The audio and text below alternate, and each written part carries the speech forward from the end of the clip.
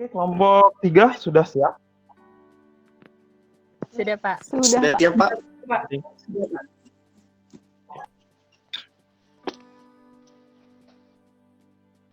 Mulai sekarang, Pak? Iya, langsung aja kita mempercepat waktu. Ingat presentasi 15 menit ya. Saya akan timer ketika kalian Iya, Pak. sudah membuka. Baik, Assalamualaikum warahmatullahi wabarakatuh dan selamat siang, Pak. Perkenalkan kami dari tugas besar komposit, yaitu dengan aplikasi biokomposit polyester berpenguat serat kulit buah pinang untuk kampas rem. Sebelumnya kami akan memperkenalkan diri kami terlebih dahulu.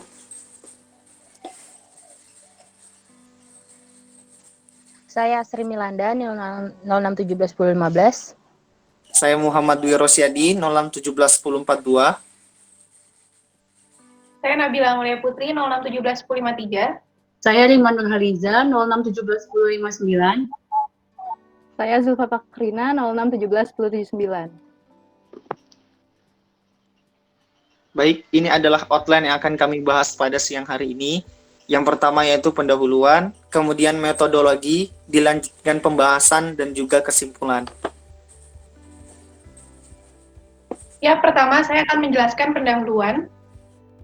Jadi latar belakang kenapa kami memilih biokomposit ini, pertama itu kami ingin membuat kampas rem. Jadi kampas rem ini berbahan dasar asbestos, di mana asbestos ini akan berbahaya bagi kesehatan manusia dan juga tidak ramah lingkungan.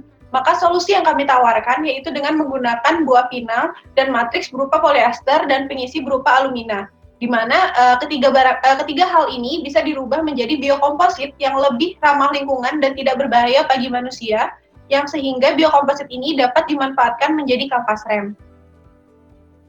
Selanjutnya, tujuan penelitian kami yaitu pertama, mengetahui nilai kekerasan komposit serat kulit buah pinang dengan variasi pengisi serbuk alumina dengan matriks polyester. Yang kedua, mengetahui laju keausan komposit serat kulit pinang dengan variasi pengisi serbuk alumina dengan matriks polyester. Dan yang ketiga, mengetahui perbandingan kekuatan tarik maksimum komposit serat kulit buah pinang dengan hasil perhitungan secara teori dan juga hasil pengujian.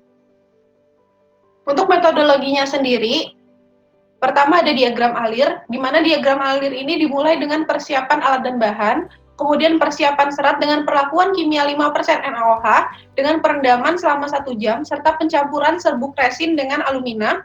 Selanjutnya pembuatan biokomposit dengan kompaksi hidrolik dengan fraksi volume seratnya 30%, kemudian dilakukan pengujian nilai kekerasan dan laju keausan, kemudian pembuatan kampas rem dengan biokomposit dengan 5% alumina, dan analisis data dan pengolahan data sehingga didapatkan kesimpulan dan saran.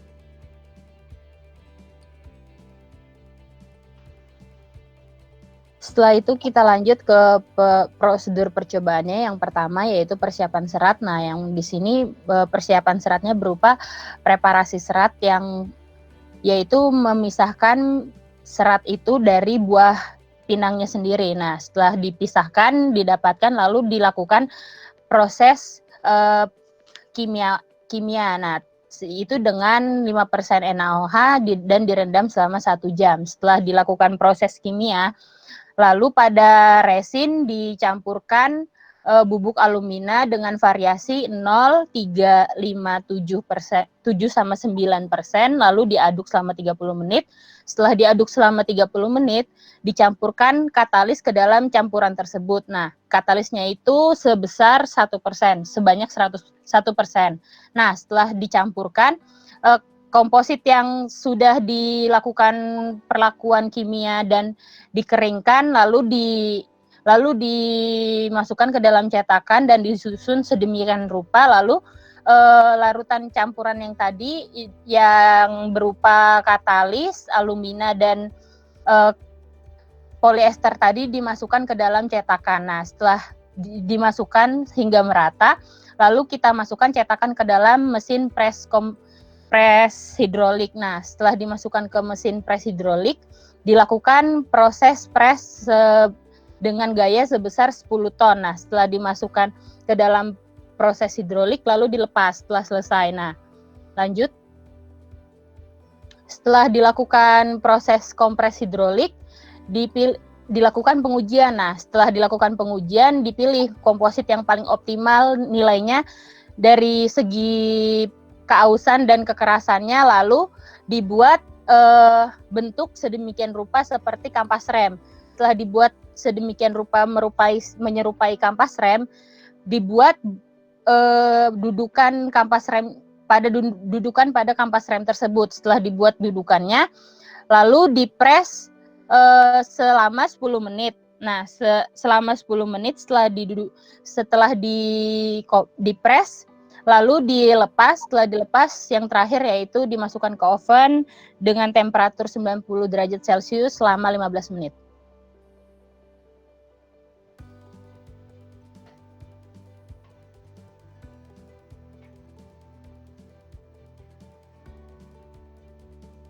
Ya, selanjutnya kita masuk ke pembahasan. Jadi dari jurnal yang kami dapatkan terdapat tiga pengujian sifat mekanik pada biokomposit. Yang pertama adalah sifat. Nah, dari tabel berikut ini dapat kita lihat nilai kekerasan dengan variasi serbuk alumina 0, 3, 5, 7, dan 9, yang mana nilai kekerasan tertinggi pada biokomposit dengan tambahan serbuk alumina sebesar 5%, yaitu 23,26 kg per milimeter persegi. Sedangkan nilai kekerasan terendah pada biokomposit tanpa penambahan serbuk alumina, yaitu 14,31 kg per milimeter persegi.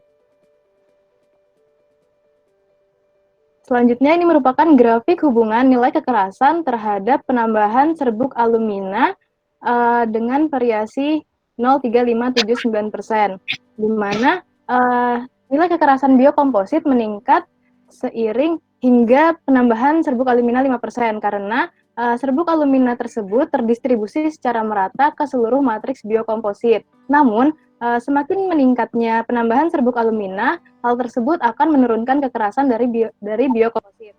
Nah, serbuk alumina tersebut akan teraglomerasi sehingga akan terjadi penumpukan dan penggumpalan secara setempat pada biokomposit. Selanjutnya merupakan sifat keausan.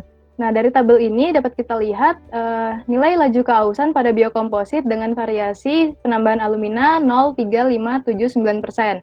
Yang mana nilai tertinggi laju keausan pada biokomposit terdapat pada tanpa penambahan serbuk alumina, yaitu 9,065 kali 10⁻⁶ gram per milimeter persegi detik. Sedangkan laju keausan terendah terdapat pada biokomposit dengan tambahan alumina sebanyak 5%, yaitu 2,506 kali 10⁻⁶ gram per milimeter persegi detik. Ini merupakan grafik hubungan laju keausan dengan penambahan alumina, yang mana dapat dilihat terjadi penurunan rata-rata laju keausan seiring bertambahnya serbuk alumina. Hal ini disebabkan karena nilai laju keausan terendah terdapat pada serbuk alumina 5%, karena pada komposit dengan tambahan 5% alumina memiliki nilai kekerasan yang paling tinggi, sehingga semakin tinggi kekerasannya, maka laju keausannya akan semakin rendah.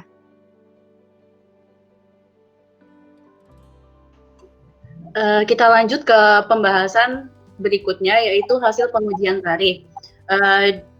Hasil pengujian tarik tertinggi, maksimum tertinggi itu didapat pada sampel dengan konsentrasi serat 50%, yaitu 16,35 MPa, dan tegangan tarik terendah itu didapat di konsentrasi serat 70%, yaitu 2,3914 MPa.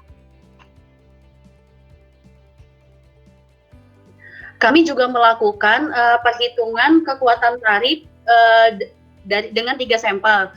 Di sini dapat dilihat bahwa hasil kekuatan tarik maksimum, hasil kekuatan tarik secara perhitungan itu lebih tinggi dibandingkan hasil kekuatan tarik berdasarkan pengujian. Hal ini dikarenakan karena pada hasil perhitungan kita menganggap bahwa komposit ini sempurna tanpa ada kesalahan apapun di dalam proses pembuatannya.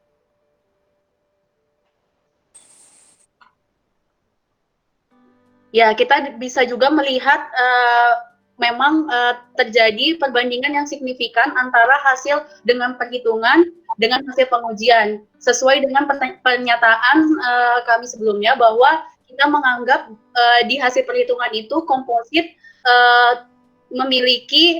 tidak memiliki kesalahan sama sekali dalam proses pembuatannya. Baik, selanjutnya masuk ke kesimpulan. Jadi kami ada 3 kesimpulan berdasarkan tujuan dari yang kami buat. Nah, jadi dapat disimpulkan nilai kekerasan terendah itu terdapat pada biokomposit polyester jika tanpa adanya penambahan serbuk alumina.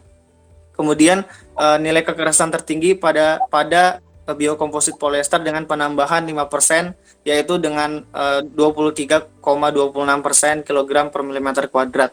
Nah, ini disebabkan karena adanya peningkatan unsur penguat dari serbuk alumina, di mana penguat ini terdistribusi secara merata di keseluruhan matriks komposit. Kemudian yang kedua, jadi nilai laju kausan ini berbanding terbalik dengan kekerasannya. Jadi nilai laju kausan tertinggi pada biokomposit tanpa penambahan alumina, sedangkan biokomposit dengan laju kausan terendah yaitu dengan serbuk alumina yaitu 5%. Nah, laju kausan ini menunjukkan tingkat kekerasan biokomposit polimer serat yang tinggi. Kemudian yang ketiga, kekuatan tarik maksimum komposit dari serat kulit buah pinang dengan fraksi volume 30%, ini merupakan yang paling tinggi, yaitu dengan hasil perhitungan secara teori 47,95 MPa dibandingkan dengan hasil pengujian yaitu hanya 14,41 MPa. Selanjutnya ada saran dari yang kami berikan. Nah, kami mempunyai 2 saran. Yang pertama yaitu sebaiknya diberikan variasi lebih banyak lagi untuk menghasilkan kampas rem dengan hasil yang terbaik. Kemudian yang kedua yaitu sebaiknya kampas rem dengan bahan non asbestos ini diterapkan pada industri-industri produksi dari kampas rem agar menghindari dari gangguan-gangguan kesehatan dari bahan asbestos itu sendiri. Terima kasih, mungkin cukup itu aja yang dapat kami sampaikan. Selanjutnya tanya jawab. Dipersilakan, Pak. Oke, terima kasih, waktu kalian 12 menit ya, jadi pas untuk waktunya. Terus sedikit ini aja dari PPT kalian. Pertama, masih banyak tulisan ya, nanti untuk kedepannya, soalnya kenapa saya concern kepada PPT, nanti di dunia kerja, nanti kurang lebih kalian kan sebagai supervisor ya, setidaknya grade kalian itu, pasti mau nggak mau kalian itu akan menganalisa dan melaporkan. Jadi sebaiknya dari sekarang kalian harus sudah berlatih bagaimana cara menyajikan data, bagaimana cara membuat PPT yang sederhana tapi bisa dibaca. Nah, kita lihat kesimpulan kalian itu tulisannya kan kecil banget. Nah, harusnya itu dibuat langsung hasil yang paling kekerasan yang paling optimum yang mana, itu aja sudah cukup. Itu di kesimpulannya. Terus yang grafik, ini yang nomor grafik slide 18. Harusnya kalau mau perbandingan nggak boleh grafik linear seperti ini. Kalau grafik linear itu berarti dia ada hubungan antara satu dengan yang lainnya. Kalau yang namanya linear. Kalau ini harusnya dilakukan grafiknya adalah grafik bar atau yang berupa grafik batang. Itu seperti yang kalau nggak salah ada punya kalian yang atas ya, ada yang batang kan? Nah, Iya ada Pak yang. harusnya begini dan ditumpuk kalau perbandingan itu A dan B dibedakan warnanya itu saling berdampingan, jadi kelihatan perbedaannya. Itu. Terus pertanyaan dari saya, kenapa ditambah alumina?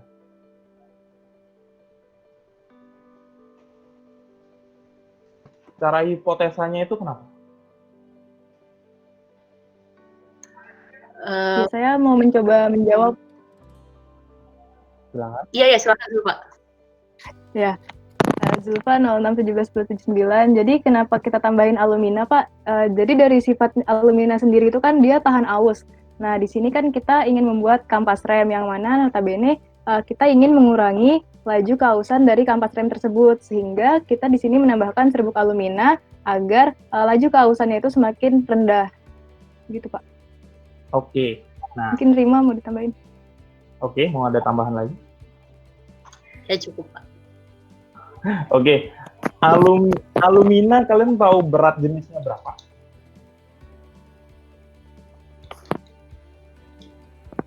Berat jenis alumina. Kira-kira dia lebih berat daripada polimer dan serat kalian nggak?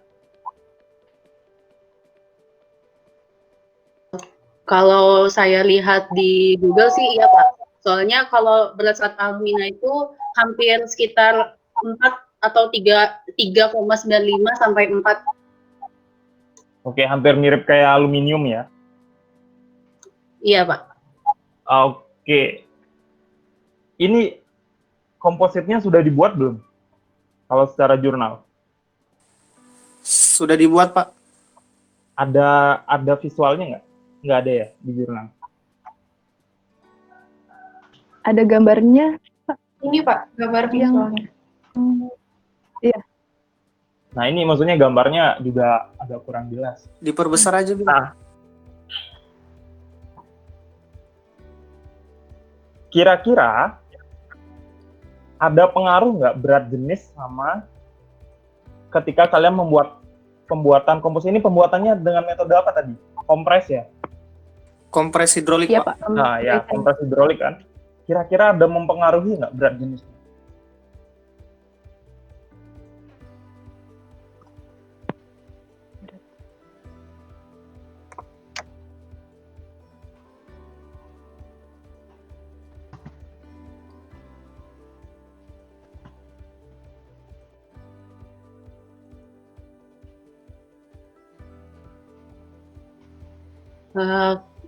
Izin coba menjawab, Pak. Rima 0659.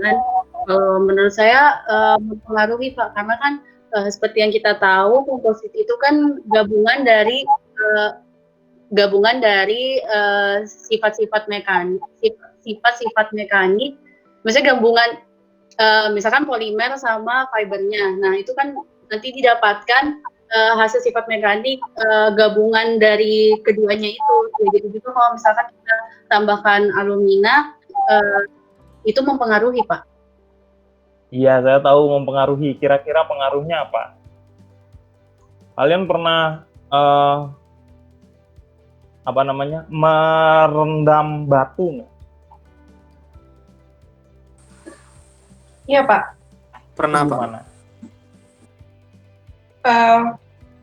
Massa jenisnya batu lebih tinggi daripada massa jenisnya air, sehingga batu itu akan turun ke bawah. Terus, kalau alumina kalian terhadap polimer gimana? Saya mencoba menjawab, Pak. Jadi kalau berdasarkan berat jenisnya itu alumina kan lebih berat daripada polimernya itu sendiri. Nah, jadi dia akan terjadi mengendap, ya dia ada di bawah gitu, Pak. Nah, yang kalian inginkan, alumina itu memang ada di bawah atau tersebar? Tersebar. Caranya gimana biar dia tetap tersebar?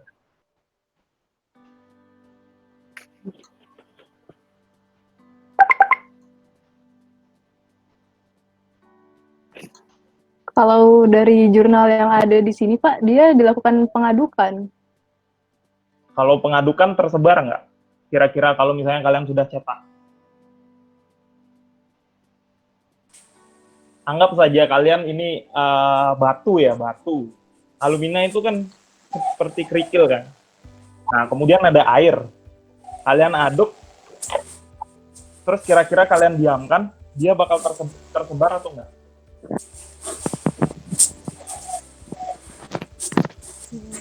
Tersebar, Pak, cuman ya tadi dia terjadi pengendapan di bawah kalau misalnya diaduk. Nah, terus Ini gimana ini hubungannya ini? Ini kira-kira prediksi kalian dia bakal mengendap di bawah atau tersebar? Permisi Pak, izin menjawab.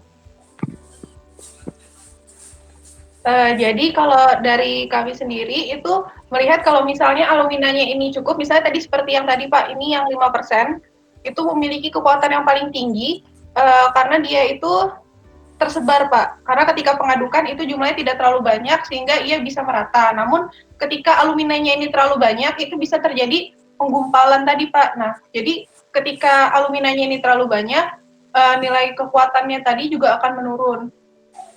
Jadi untuk meratakannya tadi itu dengan menyesuaikan berapa banyak aluminanya tadi dengan berapa resin yang kita gunakan. Oke, itu satu. Terus apa lagi? Apa kira-kira? Kalau misalnya air, batu, aduk kan awalnya nyebar ya. Tapi lama-kelamaan kompres kan nggak mungkin, compression itu nggak mungkin dalam waktu 1 menit, 2 menit kan? Mungkin lebih 5 menit yang kalian lakukan. Di sini dikatakan nggak berapa menit?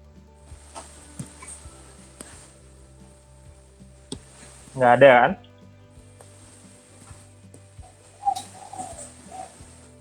Kira-kira itu aluminanya bakal turun ke bawah nggak? Dan apakah itu yang kalian inginkan?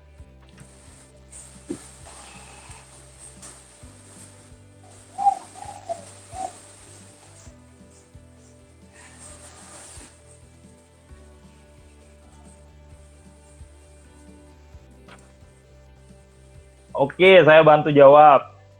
Kalian ada proses, kalau nggak salah proses oven, itu fungsinya untuk apa sih? Untuk mengurangi kadar air yang ada di si komposit itu, Pak. Yakin hanya cuma itu fungsinya? Dari mana bisa kadar airnya?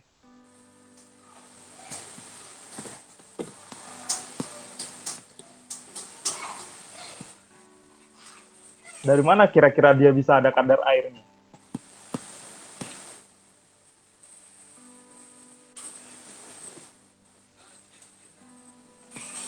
Apa sih fungsi dari pemanasan? Masih ingat nggak kalian? Saya sempat jelaskan.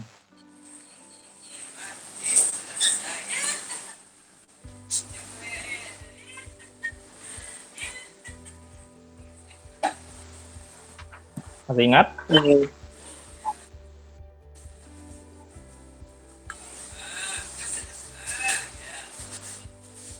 Oke, cara mempercepat curing itu apa aja sih metodenya? Dengan panas, Pak.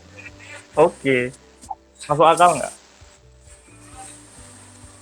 Berarti karena ini di oven Pak, karena curingnya itu dipercepat sehingga aluminanya ini tidak sempat untuk Ya, terendam. Nah, karena apa? Kenapa sih dia tidak mengendap? Beda nggak polimer dengan air? Beda, Pak. Beda. Apa yang membedakan? Beda. Ya, tahu beda. Apa yang membedakan? Kalau polimer kan, Pak, ketika dia Fasilitasnya Apa hal yang paling penting? kalau Ketika kita ini, saya analogikan gini, ketika kita melemparkan batu ke polimer dengan ketika melemparkan batu ke air, yang mana paling cepat menuju ke paling bawah? densitas Air, yang Pak. air, Pak. air, Pak. Yang air, karena Densitas. Densitasnya lebih rendah. selain itu, yang paling tepat. viskositasnya. Nah, viskositas itu mempengaruhi. Jadi ada delay untuk dia ke bawah kan? Iya Pak. Nah, supaya dia nggak sampai ke bawah, apa yang dilakukan? Ya ini di oven. Nah, Nah, itu yang bisa dilakukan. Nah, apa yang terjadi kalau misalnya terlalu banyak? Kalau terlalu banyak kan beratnya kita nggak tahu ya. Alumina itu dia tergumpal atau bagaimana. Jadi kita nggak tahu dia persebarannya seperti apa. Itu yang menyebabkan. Oke. Kesimpulan udah.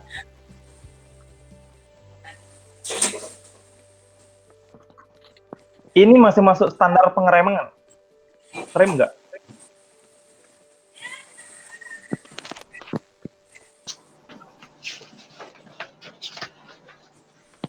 Kan kalian tadi bilang ini harusnya diaplikasikan di dunia industri gitu kan. Kira-kira ini masuk standar nggak? Kan ada nilai kausannya.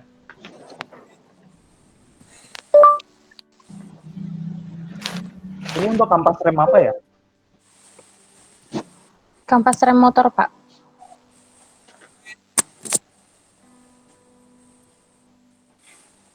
Kira-kira apa sih kelemahan kalau misalnya kita menggunakan komposit ini untuk kampas rem?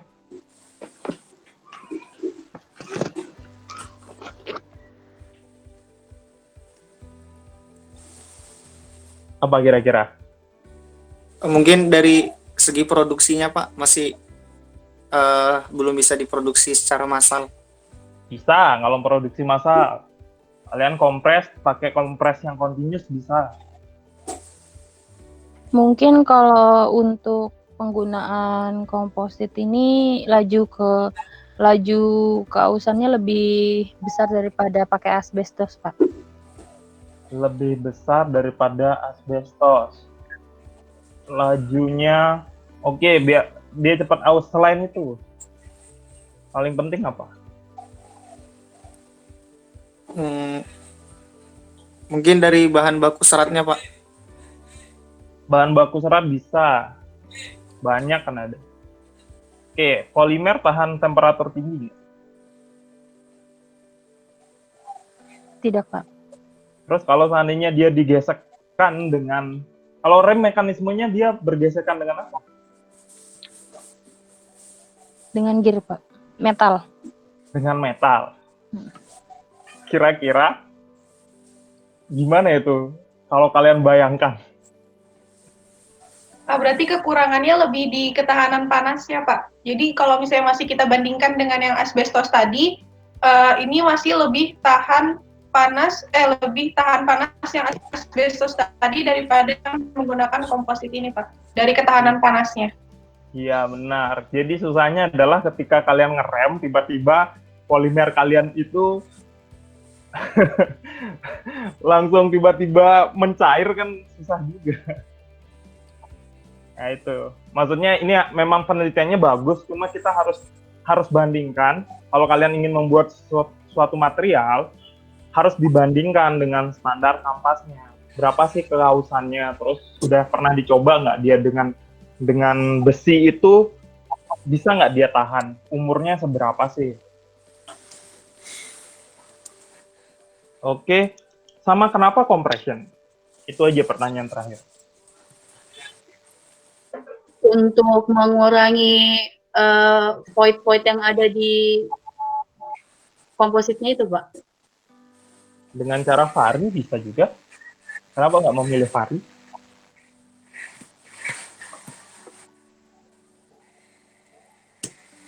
Mungkin dilihat dari segi cost-nya juga, Pak. Iya, dari segi biaya. Ya, kalau kalian berhubungan dengan manufaktur, harus berbicara dengan biaya. Jadi jangan asal-asalan memilih. Kenapa nggak hand layup kira-kira ini? Karena Biayanya kan rendah kan? Karena sifat mekanik yang diberikan oleh hand layup itu lebih rendah, Pak, dibandingkan dengan hasil menggunakan kompresi. Iya, benar. Karena kita mencari sifat mekanik yang tidak rendah, tapi medium lah setidaknya. Gitu. Jadi itu hal-hal yang perlu diperhatikan ketika kalian ingin memanufaktur komposit. Nah, nanti ketika kalian kerja pun, hal itu yang harus kalian ingat. Maksudnya yang pertama adalah cost, yang kedua adalah sifat mekaniknya. Ini secara cost oke nggak? Secara sifat mekanik oke nggak? Hal itu yang harus dipertimbangkan ketika kalian ingin memilih jenis manufaktur. Mungkin itu saja dari saya. Ada pertanyaan dari kalian? Dipersilakan.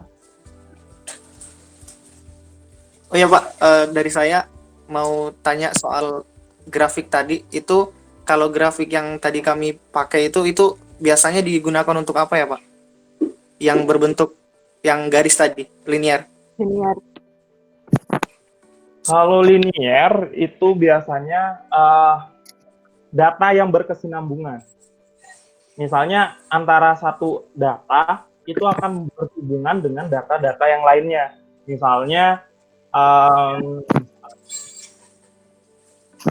kalau linear itu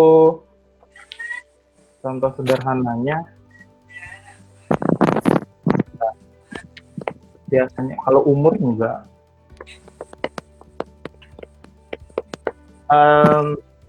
Waktu. Jadi kalian ingin memprediksikan waktu. Misalnya sekarang diprediksikan kehausannya itu 1 tahun. Nah, kemudian kalian kan nanti ketemu ininya kan, persamaan linearnya kan, yang Y sama dengan AX kali B, tambah B itu kan. Nah, dari sana kan ada variabel-variabel yang belum diketahui. Dari sana bisa kita masukkan sehingga itu akan linear jadinya. Oh iya. Baik, terima kasih Pak. Oke. Ada lagi? Cukup sekian Pak, Oke. Pak, dari kami. karena ada yang mau presentasi lagi. Iya. Silakan. Ya, baik, Iya. terima kasih atas ini. Terima kasih sudah memperhatikan kami. Kurang dan lebihnya mohon maaf. Selamat siang Pak. Selamat siang. Yang Pak. Terima kasih, Terima Pak. kasih Pak. Terima kasih Pak. Dadah. Satu, Yuk. dadah. Terima kasih. Maci, gue mau. Selamat Ih, puasa. Selamat berpuasa. Selamat berpuasa.